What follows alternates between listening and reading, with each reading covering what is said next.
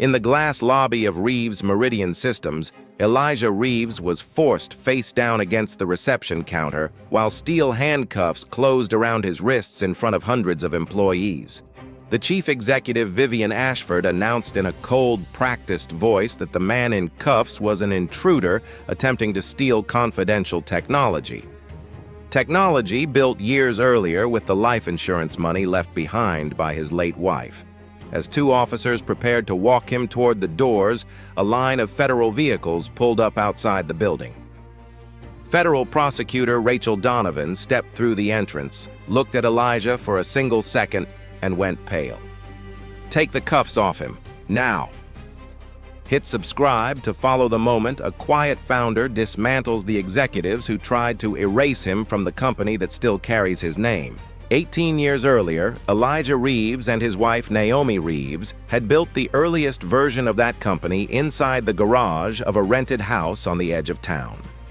Elijah was the first in his family to finish college, the grandson of a man who had spent 40 years fixing other people's machines in a shop that never carried his own name, and he had promised himself early on that whatever he built would carry his. Naomi managed the ledgers and the early investors, while Elijah wrote the first lines of code for a platform meant to protect emergency networks and public infrastructure during disasters. The business grew faster than either of them expected, expanding from a handful of city contracts into a nationwide security backbone used by hospitals' transit systems and emergency dispatch centers. When Simone was 12 years old, Naomi became seriously ill, and within 2 years, she was gone, leaving Elijah to raise their daughter alone, while the company he had built continued to grow around him. He stepped back from daily operations, not because he wanted distance from his own creation, but because a girl who had just lost her mother needed a father who showed up at breakfast every morning. He learned to braid her hair the way Naomi once had, watching a video on his phone at the kitchen table until his hands stopped fumbling, and he never once complained about the early hours it cost him. But if Elijah was honest, stepping back had always been his quiet instinct whenever life turned heavy, the same instinct that had once made him hand a hard problem to someone steadier rather than sit inside the discomfort of it himself. He told himself that keeping his controlling shares was protection enough that a man could guard what mattered from a comfortable distance. It was the one belief Naomi had always gently argued with, and the one he would spend this whole story learning she had been right about. He kept his controlling shares and his seat as founding chairman, but he handed the title of chief executive to Vivian Ashford, a sharp, magnetic executive he had personally recruited from a rival firm. 3 years later, Reeves Meridian Systems was valued at more than $4 billion, its name recognized in boardrooms and government agencies across the country. Yet somewhere along the way, Elijah's own name had quietly disappeared from press releases, leadership pages, and even the framed history displayed in the lobby he had once walked through as its architect. And here is a quieter truth: the story keeps returning to a founder rarely loses a company in a single day. He loses it slowly, one delegated decision at a time, in the gap between owning something and paying attention to it.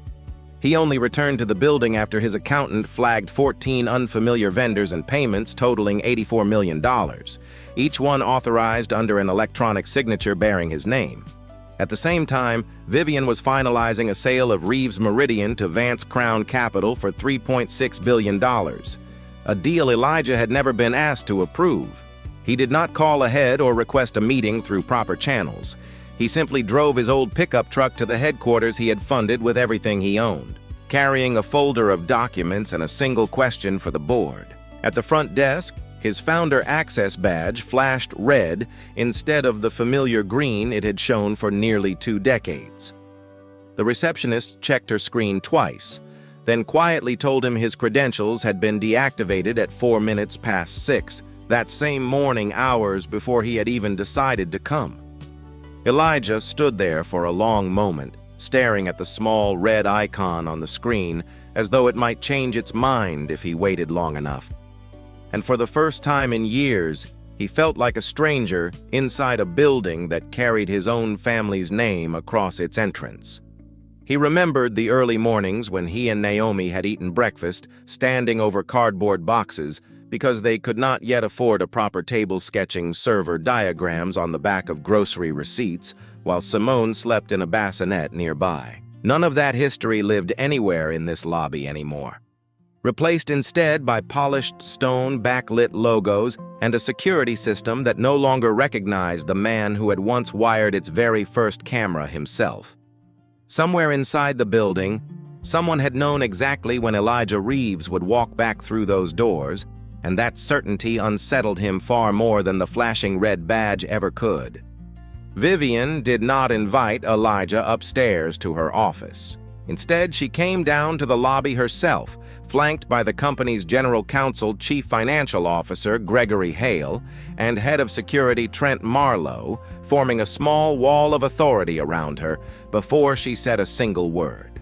In front of dozens of watching employees, she treated Elijah not as the man whose name was etched into the company's founding charter, but as a disgruntled former employee causing a disturbance in a lobby that no longer belonged to him. She announced that he had voluntarily stepped away from leadership years earlier and no longer held any right to access internal system servers or executive floors. Elijah did not raise his voice or argue about legacy or gratitude. He had spent a lifetime learning that a black man raising his voice in a room full of watching people rarely gets to be heard as anything but angry, so he had made stillness his native language long ago. He simply set his folder on the reception counter and asked about 14 shell companies, an $84 million transfer, a duplication of proprietary code onto servers registered to Vance Crown, an electronic signature bearing his name, and a shareholder vote to sell the company that had somehow proceeded without his knowledge. Vivian kept her composure through most of it, but Gregory's hands tightened around the folder he was holding, and his eyes flicked toward the elevator more than once. Elijah reminded the room that the company's original charter required his direct signature for any transfer involving the core security platform, a clause written the same year Naomi had drawn up the paperwork by hand. Vivian calmly replied that the clause had been amended 2 years earlier through a routine governance update approved by the board. Elijah had never signed any such amendment, and he said so plainly without theatrics, the way a man states a fact rather than levels an accusation.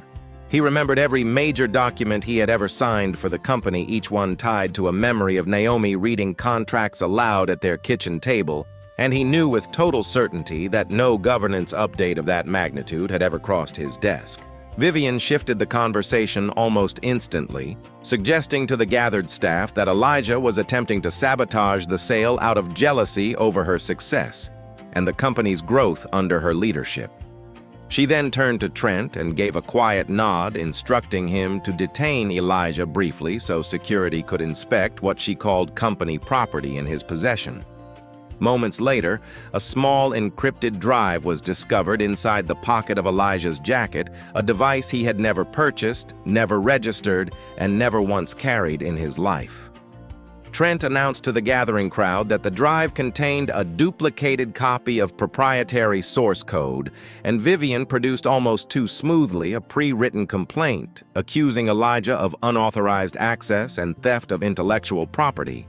Elijah glanced once toward Gregory, noting the way the man's fingers had begun tapping nervously against the folder in his hands. A small habit Elijah remembered from years earlier whenever a budget number failed to reconcile. He said nothing about it, choosing instead to let the moment stretch, trusting that people rarely stayed composed for long when the ground beneath their story began to shift. Vivian, sensing the silence working against her, pressed forward, faster than the situation required, her voice climbing just slightly louder than necessary for a lobby that had already gone quiet with attention. 2 city police officers walked through the doors, just as Vivian finished speaking, summoned in advance and ready to act on cue before the shareholder vote could even begin. The responding officers had not been given the full picture, and with a formal accusation of physical drive and a direct request from company security, they made the decision to detain Elijah temporarily while the situation was sorted out. Hundreds of employees stood frozen around the lobby, phones lowered, watching a man some of them recognized from old company photographs being pressed against the very counter that bore his company's name in brushed steel letters. A handful of longtime staff clearly knew who he was, yet none dared speak up, while Vivian stood a few feet away, radiating the kind of authority that silenced a room faster than any security badge could.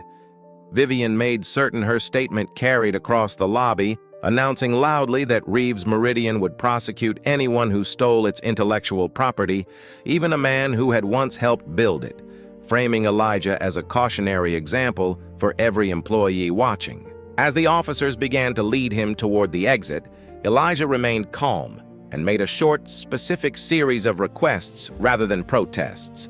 He asked them to document the exact location where the drive had supposedly been discovered, to seal the device on camera before anyone else touched it, to preserve the building's security footage from that morning, to verify the precise timestamp his access credentials were revoked, and to prevent any company personnel from handling potential evidence themselves. The specificity of his requests, delivered without panic, made the lead officer pause and glance toward his partner with quiet uncertainty. Most people detained under sudden accusations either shouted their innocence or fell into stunned silence. Yet Elijah spoke the careful language of someone who understood chain of custody, digital timestamps, and the fragile nature of evidence better than the officers holding him did. His calm was not performance.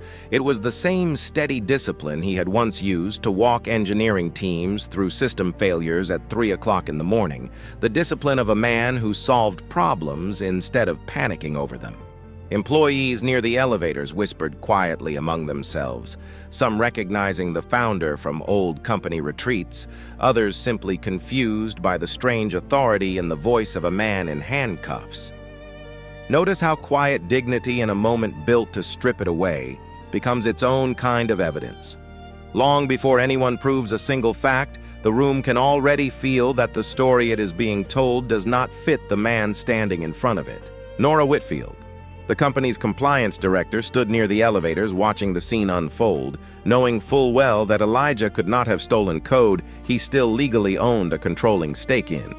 Yet she said nothing, held back by fear of losing her job and the pension she had spent 2 decades building. She gripped the strap of her bag tightly, her knuckles pale, torn between the instinct to speak up and the years of quiet caution that had taught her exactly how quickly people who challenged Vivian tended to disappear from the org chart. Just as the officers reached the revolving doors with Elijah between them, 6 government vehicles pulled up outside the building in tight formation, engines still running. Federal Prosecutor Rachel Donovan stepped through the entrance, flanked by agents carrying a search warrant tied to an ongoing investigation into government contract fraud. Her eyes scanning the lobby before landing on the man in handcuffs near the doors. She recognized him instantly, and the recognition hit her hard enough that she stopped mid-stride, her expression shifting from professional focus to something closer to disbelief.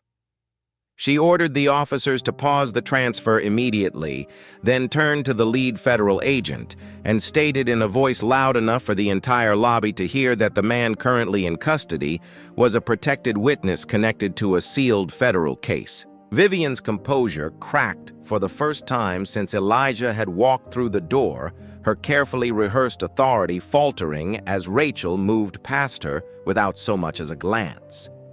Rachel stepped close enough to speak directly and firmly, making it clear that Elijah was not the reason federal agents had arrived that morning. He was in fact the very reason they had a warrant to search the building at all. 6 years earlier, Elijah had uncovered evidence that a government contractor was secretly embedding backdoor access into disaster relief software used by emergency responders nationwide, a discovery he had never spoken about to anyone at Reeves Meridian, not even Vivian.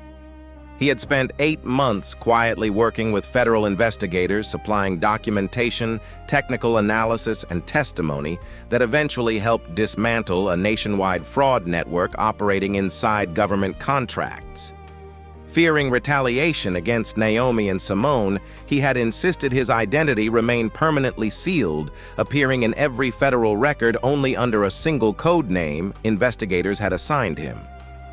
Rachel Donovan was one of only a handful of people who had ever known the man behind that code name, and standing in that lobby, she was looking directly at him.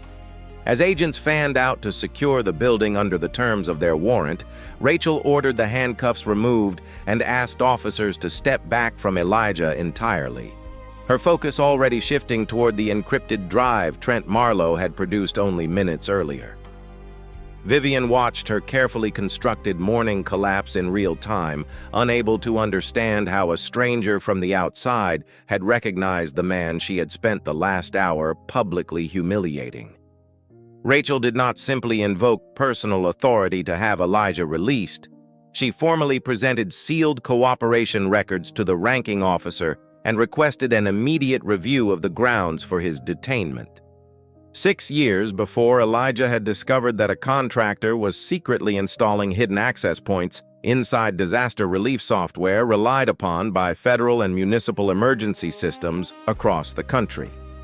He had spent 8 months working discreetly alongside Rachel's investigative team, handing over technical evidence and sworn testimony that ultimately helped unravel a large-scale fraud operation embedded within government contracts.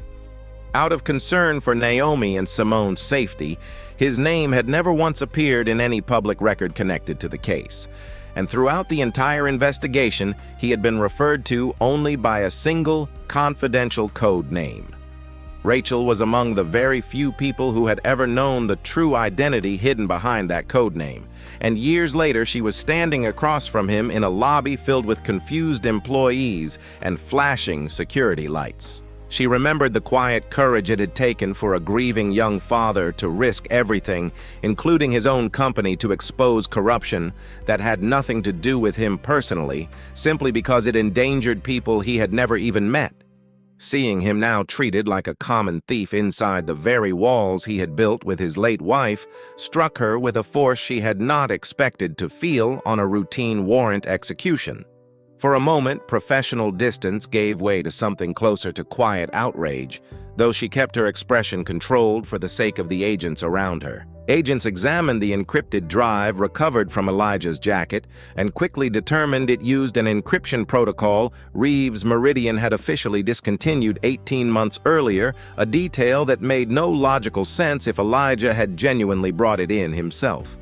Building access logs confirmed that Elijah had walked directly from the main entrance to the reception counter and had never once entered the server rooms where sensitive code was stored. With no legitimate basis remaining to hold him, the officers removed the handcuffs entirely, and Elijah rubbed his wrists without complaint or visible anger. He did not request Vivian's immediate arrest, understanding that acting too quickly would only give Preston Vance and Gregory Hale time to erase whatever evidence still remained.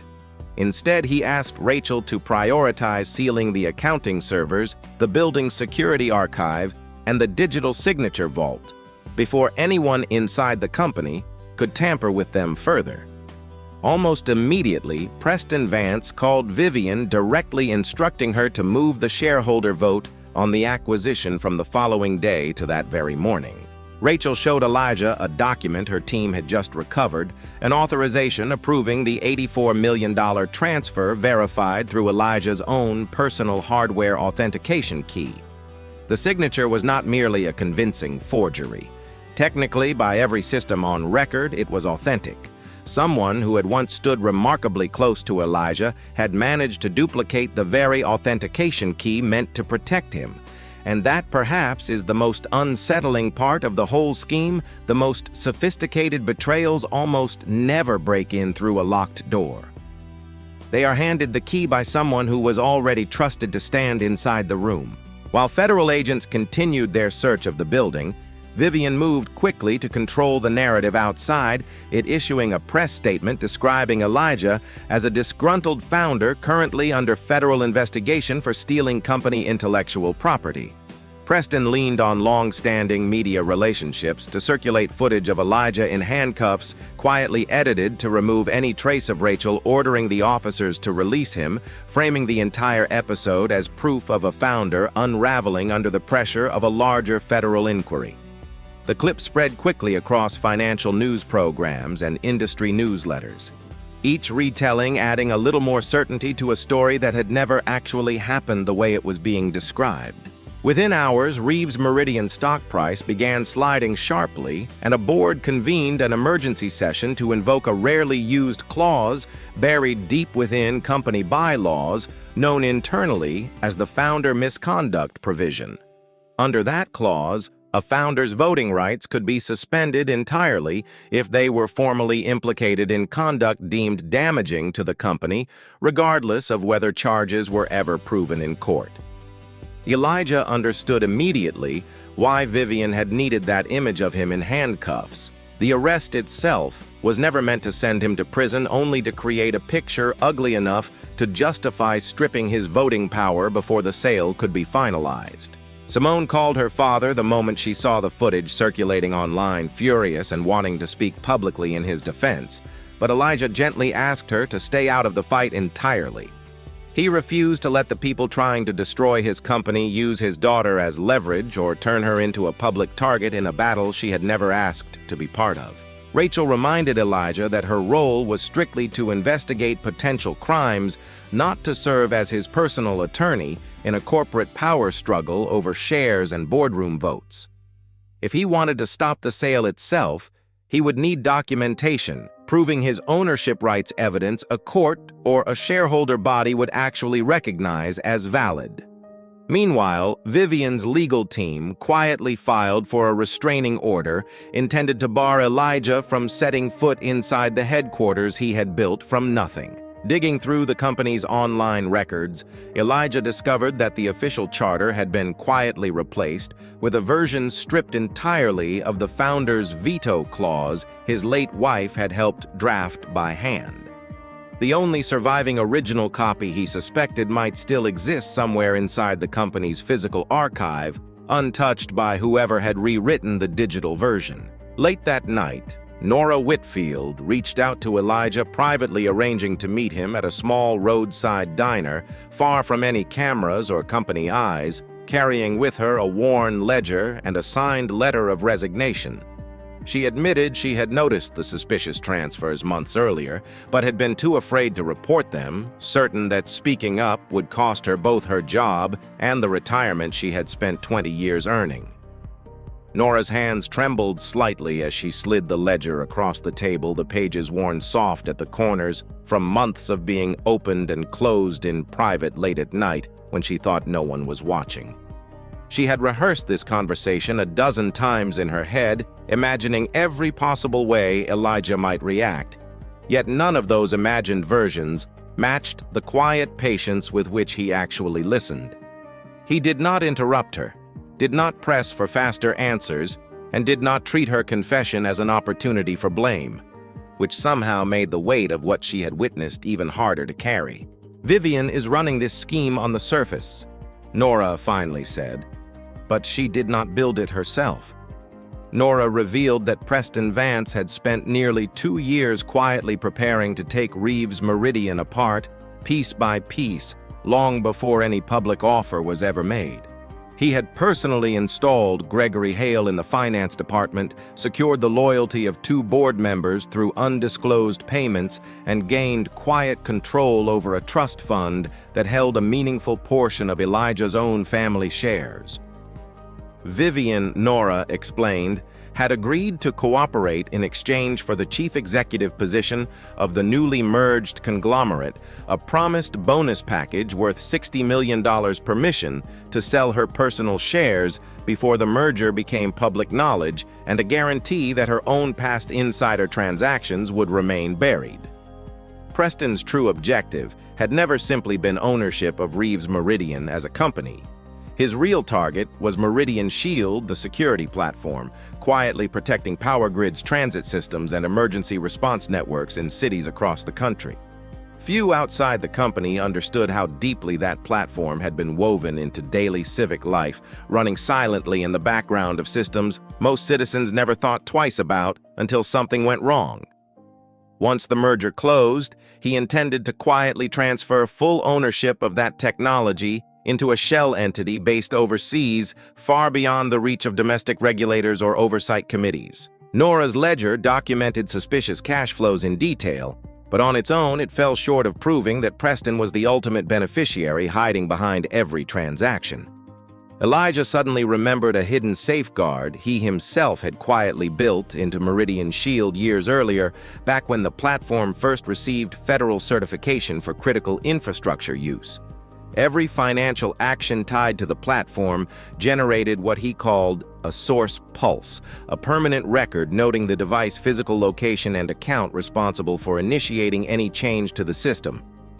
Vivian and Gregory could delete records from the systems visible to ordinary employees, but they had no way of reaching the hidden audit copies stored deep inside a federally monitored backup network.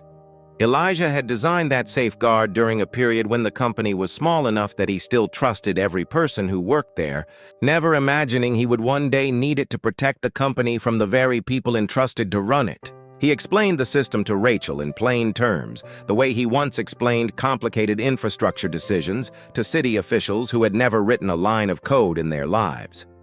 The problem was timing.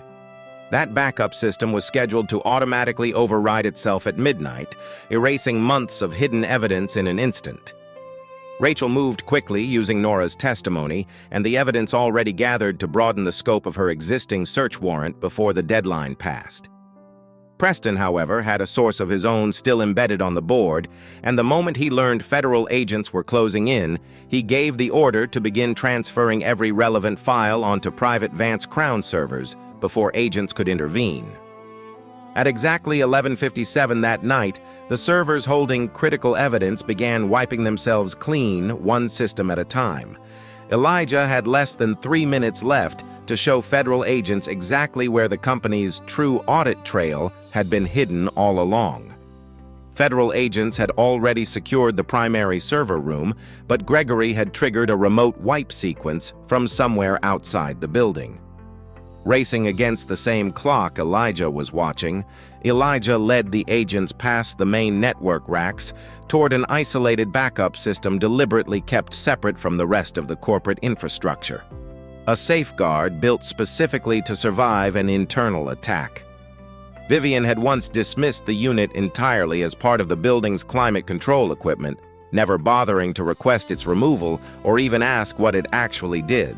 Using a recovery key split deliberately into two halves, one held by the founder and one embedded within federal certification records, Elijah activated the hidden audit copy just seconds before the automated wipe could reach it. The recovered data laid out a clear, damning chain of decisions across the company's leadership. Gregory had personally approved the fraudulent transfers routed through 14 shell companies. Vivian had signed contracts directly with those same shell entities without board disclosure. Every unauthorized ownership change traced back to servers registered under Vance Crown Capital. Trent Marlowe had manually disabled Elijah's building access hours before he ever arrived that morning. The encrypted drive planted in Elijah's jacket had been checked out under an internal security account earlier that same week.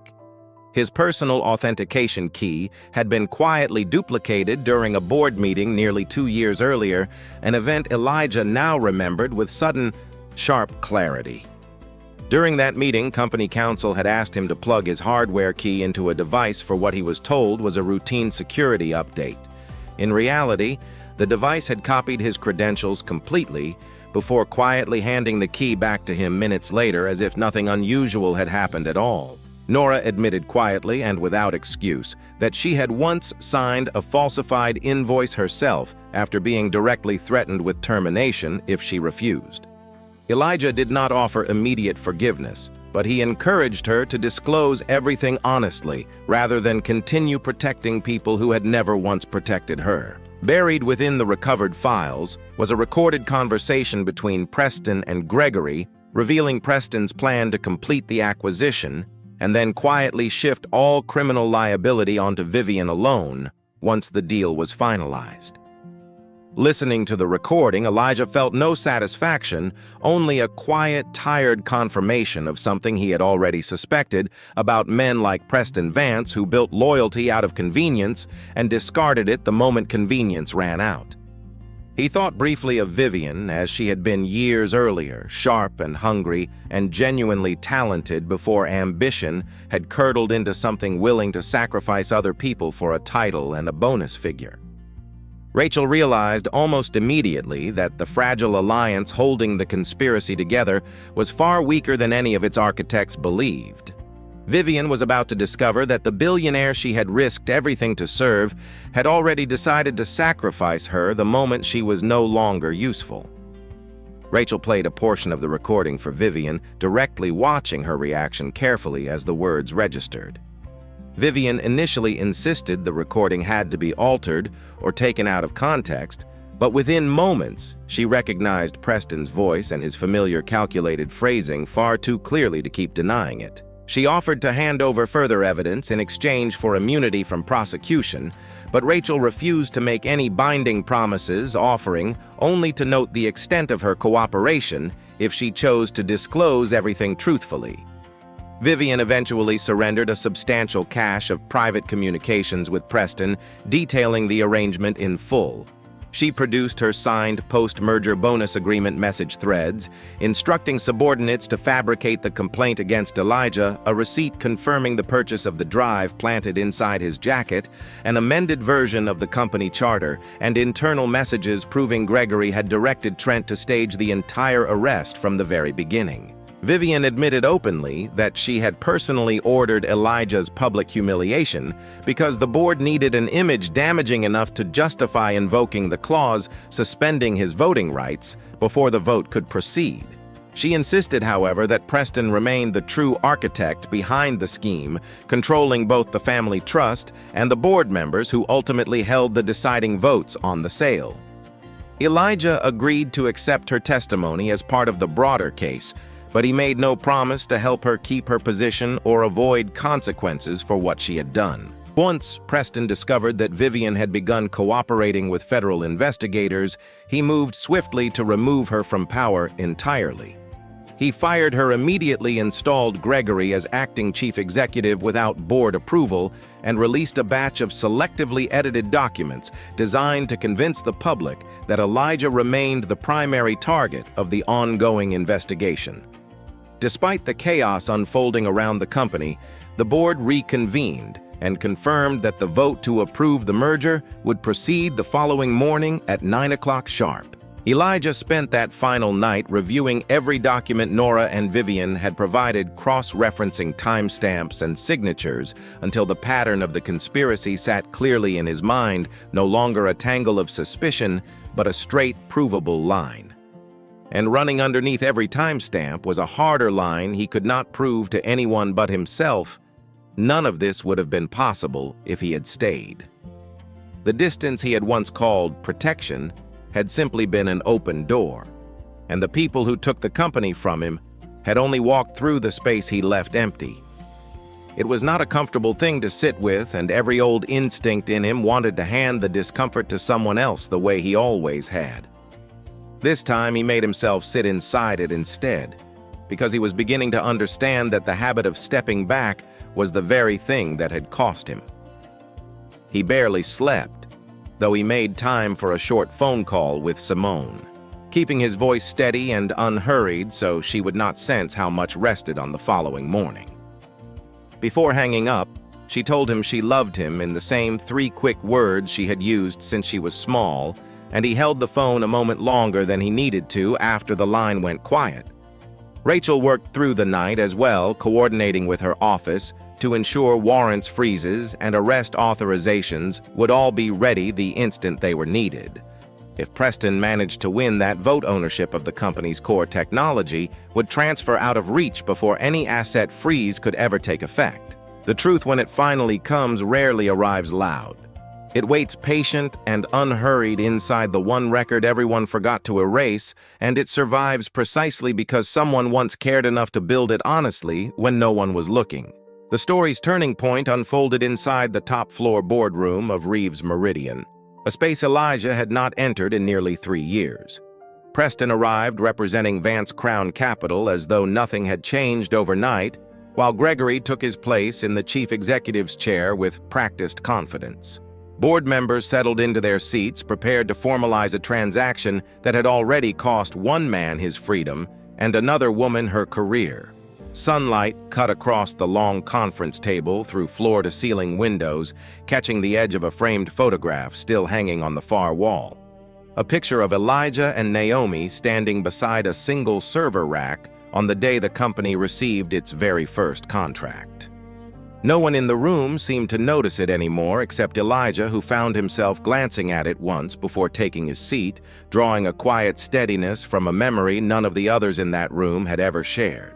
Elijah walked in accompanied by outside corporate counsel and Nora Whitfield, while Rachel and several federal agents positioned themselves quietly near the back of the room, deliberately holding back to let every remaining player reveal their role before any arrests were made. Preston opened with open mockery, suggesting Elijah was nothing more than a founder who had lost relevance years ago, now exploiting a federal investigation as a desperate attempt to reclaim a chair he had willingly given up. Elijah did not respond with anger or wounded pride. Instead, he laid out 3 clear specific points for the room to consider. He had never been formally charged with any crime, meaning the misconduct clause used to suspend his voting rights had no legal standing whatsoever. The complaint that led to his arrest had been built entirely on fabricated evidence federal agents had already traced back to internal company accounts. Any sale involving Meridian Shield required approval from the Naomi Reeves family trust, a requirement written directly into the company's founding documents. Preston's attorney quickly produced the amended charter, showing the founder's veto authority had been formally removed years earlier. Elijah countered by presenting the original certified charter recovered directly from federal certification records rather than the company's compromised internal database. According to that original document, the veto clause could only be dissolved through the joint signature of Elijah Reeves and the trust's co-administrator, who had always been Naomi Reeves herself. Naomi had passed away long before the fraudulent amendment was ever signed, meaning no one currently alive held any legal authority to approve its removal. Preston still pushed to continue the vote, insisting the disagreement amounted to nothing more than a private civil dispute unrelated to the merger itself. At that exact moment, Vivian appeared through a secure video connection, speaking under the supervision of her own attorney, and confirmed on record that Preston had directed Gregory to establish the shell company's forged signatures and orchestrate Elijah's public arrest from the very start. Nora stepped forward and presented her ledger to the room, while Elijah displayed the recovered source pulse records, proving beyond doubt that every fraudulent financial decision traced directly back to servers owned by Vance Crown Capital. And then for one dangerous stretch, it nearly all came apart. Preston's attorney turned the room's attention back on to Elijah himself, pointing out that Elijah had personally designed the source pulse system years ago, which meant he was the one person alive with the knowledge to fabricate its records and frame everyone else in the room. The logic landed harder than anyone expected. A quiet uncertainty rippled across the long table, and 2 board members who had been leaning toward Elijah only moments earlier now glanced at each other and hesitated, the doubts spreading faster than any evidence could. One of them quietly suggested they simply proceed with the vote and let the courts untangle the rest, and just like that, the entire morning tilted back toward Preston, the whole case suddenly resting on whether a room full of frightened people would take the word of a man they had watched led out in handcuffs the day before. For the first time all morning, Elijah felt how thin the ground beneath him really was. He did not raise his voice to win them back. He calmly noted what a single forger could never explain, that the drive planted in his jacket used an encryption protocol the company had officially retired 18 months earlier, that the building's own access logs showed he had never once entered the server rooms, that the banking records sat inside institutions he had no possible access to, and that Vivian's confession had been given under her own attorney's supervision directly against her own interest. The evidence against Preston came from 4 separate independent sources: federal servers' banking records, internal security logs, and sworn testimony from company insiders themselves, none of which answered to Elijah in any way. No single man, he said quietly, could forge all 4 at once and make them agree on the same story. The hesitation in the room slowly hardened back into certainty, and the 2 wavering board members settled once more. Only then did Rachel step forward and formally announce federal asset freezes and arrest warrants tied to fraud, obstruction, and the fabrication of evidence. Agents escorted Gregory out of the boardroom without incident, and Preston was taken into custody quietly without any struggle or public spectacle.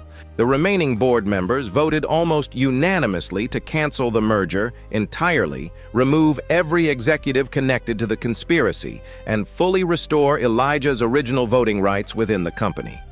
Several board members immediately urged him to reclaim the position of chief executive on the spot, insisting the company needed his steady hand at the very top after everything that had just unfolded.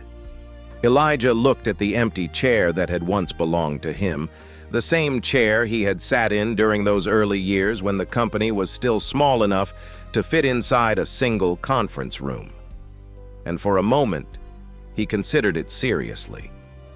Then he thought of Simone, waiting for him at home, of Naomi's photograph on the wall behind him, and of every quiet morning he had chosen deliberately over another decade spent chasing quarterly numbers.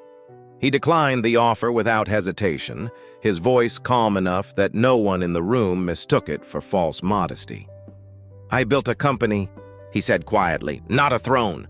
Several months later, Preston Vance and Gregory Hale were formally charged in a sweeping financial fraud case that also included conspiracy to obstruct a federal investigation.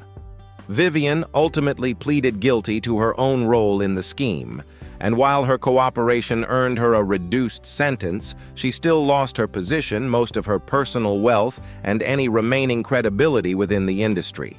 Elijah made certain she was never publicly reframed as some kind of reluctant hero simply because she had eventually turned against Preston to protect herself.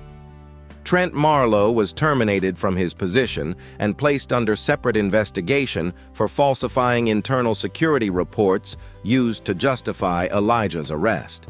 Nora was suspended during a lengthy internal review of her own conduct, but after fulfilling every legal obligation and offering full, honest testimony, she was eventually invited to join a newly formed compliance oversight committee within the company. In the months that followed, Elijah quietly rebuilt Reeves Meridian from the inside out, replacing every board member who had been compromised by outside influence. He established an independent auditing committee answerable directly to shareholders rather than executive leadership. He expanded employee ownership across every level of the company, not merely among senior executives. He made every contract touching public infrastructure fully transparent and publicly reviewable. He placed clear limits on the authority of both the chief executive role and the founder's own position, refusing to leave that kind of unchecked power available to anyone again himself, most of all because he now understood that his own instinct to step back whenever things grew heavy had been the very door through which everything had walked in. He established formal protections for employees who came forward to report wrongdoing, ensuring no one would face the same impossible choice Nora once had. The process took months, filled with quiet meetings, careful audits, and long conversations with employees who had spent the past year unsure whether the company they worked for still stood for anything beyond its stock price.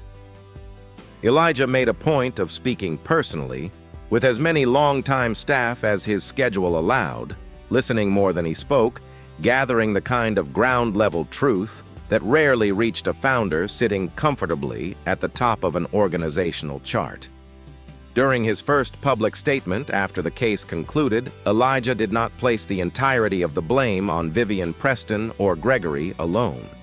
He openly admitted that he himself had stepped away from daily oversight for far too long, mistakenly believing that owning shares in a company was enough to guarantee its original values would simply endure without him. Rachel met with Elijah privately once the case was fully resolved, curious about something that had stayed with her since that morning in the lobby. She asked him how he thought she had managed to recognize him so instantly after so many years apart. A person who tells the truth while everyone around them is quietly profiting from silence, she said, is not someone easily forgotten. 1 year later, Elijah had settled into the role of executive chairman, choosing to work only 3 days each week, so he could remain present in the parts of his life that mattered most outside the office. The old instinct to step back when things grew heavy had not vanished entirely. He simply no longer trusted it and had built the company so that no one, himself included, could ever disappear behind a comfortable distance again. He kept a small office on the 4th floor rather than the executive suite. He had once occupied a modest space with a single desk, a well-worn chair, and the same framed photograph of Naomi that had once hung in the boardroom. Beside it sat a smaller frame, a childhood photo of Simone, perched on his shoulders at a neighborhood cookout, the two of them grinning into a summer he could still smell if he closed his eyes.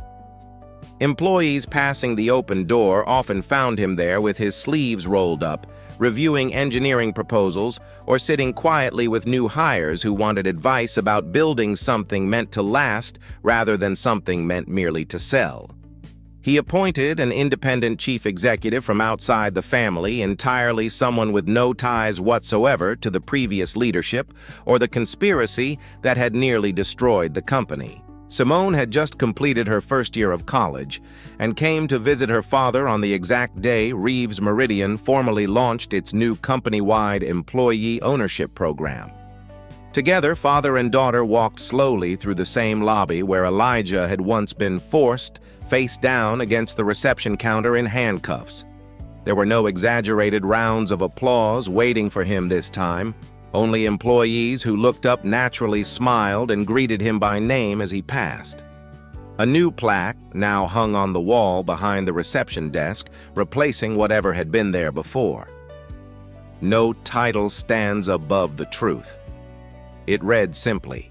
Simone asked her father whether the building finally felt like his company again after everything that had happened. Elijah paused to watch the engineers, security staff, and receptionists quietly beginning another ordinary workday around them. "It does not need to belong to me alone," he finally said. "It only needs to stop belonging to people willing to sell all of it away." Simone smiled at that, tucking her hand briefly into her father's arm, the way she used to as a child, walking beside him through grocery store aisles when money was still tight and the future still uncertain. Around them, the lobby carried on with its ordinary rhythm, phones ringing softly at the front desk, visitors signing in for meetings, engineers hurrying past with coffee cups and laptop bags. None of it dramatic, all of it simply steady. The story closes with Elijah walking through the same doors that had once rejected his badge, outright doors that now opened for him without hesitation, though he still paused briefly to hold them open for the employee walking in just behind him. In the end, what a person builds matters far less than what they refuse to sell, and the truest measure of any success is whether we can still hold the door for the person walking in behind us.